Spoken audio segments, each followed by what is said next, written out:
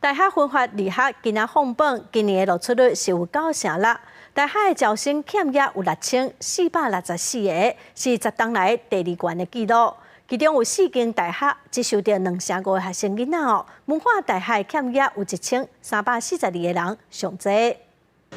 反省推荐申请入学了后，若要进入大学，就要看考试分发的结果。大学考分会统计，今年有37797个人登记，总共录取36338人，录取率有96.14%。如果我们就录取考生的这一个填写的这一个志愿数平均数来看的话，大概在63个志愿左右。那在112年的时候，录取志愿的平均数大概在23个。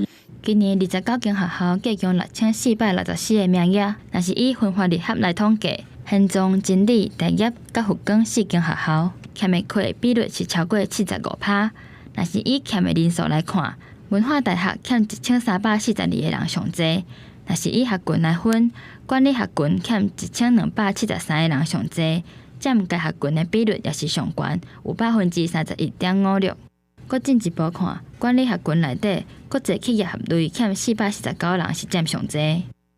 反映到整个这一个我们整个社会上就业的这个氛围了。少子化是大家都不能躲掉的一个议题。那这个有这些实际数据以后，对整个校务的调整，我想各学校都有他自己的想法哦。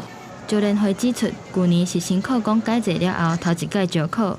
分发和录取的人数拢创历来上低，出现欠业红利。不过今年3个数据拢回升，刷落来卖恢复常态。